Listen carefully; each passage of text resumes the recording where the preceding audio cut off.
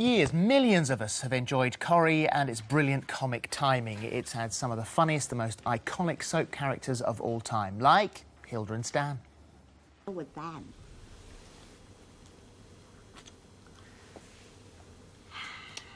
What's that lipstick taste of? Woman, Stanley. Woman. But So on good. Friday night, Coronation Street took a darker turn when David Platt was drugged by his friend, mechanic Josh Tucker, and taken into a bedroom to be sexually assaulted. Well, the scenes have prompted a huge response from viewers. Many have applauded Corrie for tackling such a tough storyline, whilst others have said it was one dark scene too far. Coronation Street has a proud history of tackling tough storylines. Yeah. Came at me from behind. Grabbed me and I don't know, he was holding me. For years, it's broken boundaries and challenged taboos. I love you so much. I love you too.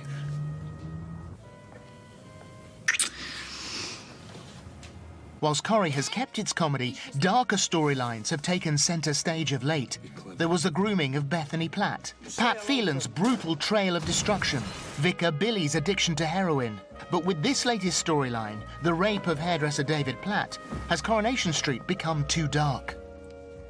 Well, we're joined now by Coronation Street series producer Kate Oates, and welcome back. It's Welcome. always lovely Yeah, to nice to see see you. you. So I suppose the simple first question, was David Platt's sexual assault by Josh a step too far? I don't think so, and I think it's really interesting that seemingly it's in a different category because it's a male sexual assault. Coronation Street has dealt with rape before. In 2001, Toya was raped. In 2011, Carla was raped. And it feels to me like there's a bit of a double standard at play because this is a sexual assault against a man, and I think that's part of the reason that it's important to play it. Because they, the BBC, I think, almost had a similar storyline about sort of 5 years ago in EastEnders, and then they decided it was too much for pre-water, so they didn't do it. Right. So I think yours is the first one that's sort of taken that step to do it. Hollyoaks has done a storyline. I Yeah. mean, Coronation Street, you know, we have a different kind of reach, we have a different kind of viewer, but yeah, carry on. Well, no, that was it. I just wondered why the BBC would have then decided not to do it, and you would have gone, actually, no, let's go for it. Why it was? I don't know. I mean, I can't say, I guess, having not been in that room when they made that decision.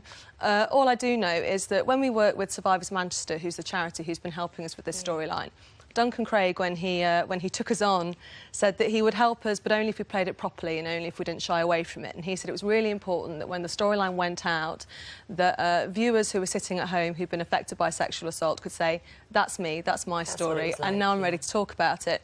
I've kind of mentioned before that a lot of men who are victims of sexual assault take in excess of 25 years to speak out about it. Wow. And that's one of the reasons we chose to tell the story. We're telling a lot of stories at the moment that centre on themes about male mental health, how men sometimes find it very difficult to talk about subjects surrounding mental health, surrounding traumas that have happened to them.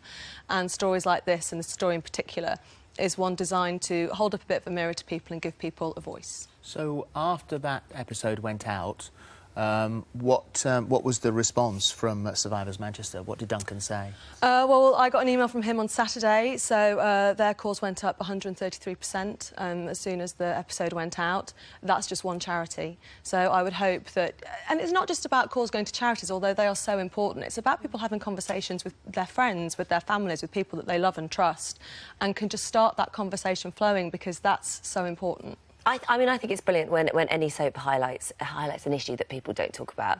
I think what some people have said is that it's the number of those big, hard-hitting things on screen at any one time. It's not just one here that's focused on and done properly. It seems that everybody on the street has got something going on in their lives that is big and huge, and that actually and dark. And for a viewer, it's just too much.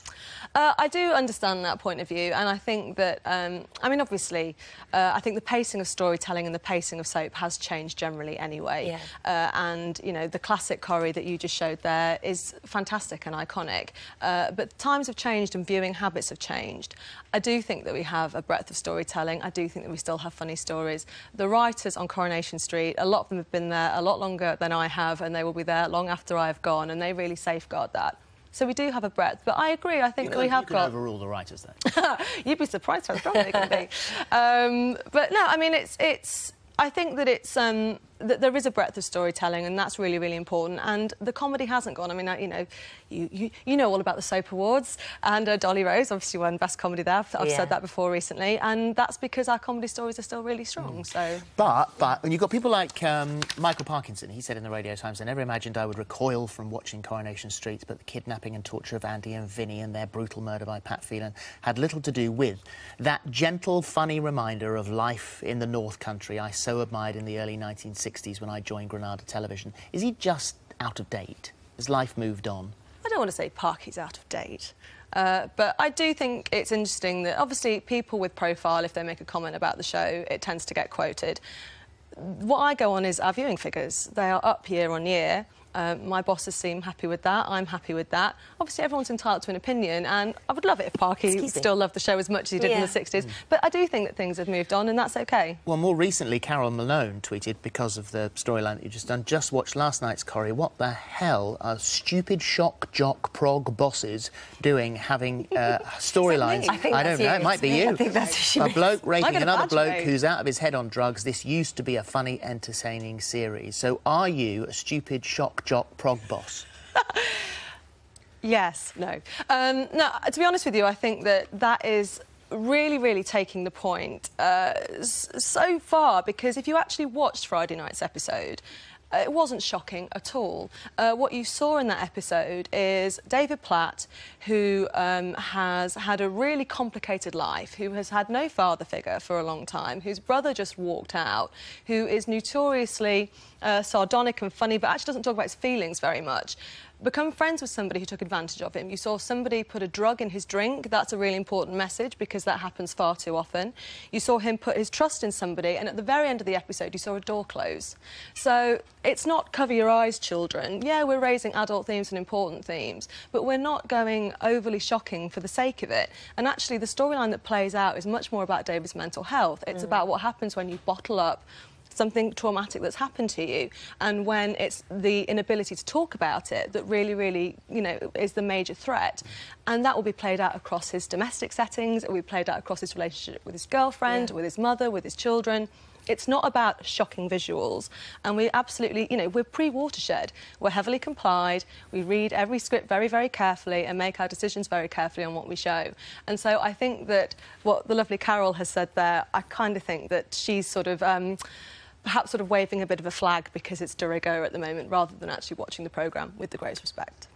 Thank you very much. Can't say further than that. Points well made. Thank you. Thank you very much. We look It's forward to the lovely. comedy as well. It is there, I promise. Yeah, thank you very much Thank indeed, you. Kate. Right, still to come, Alison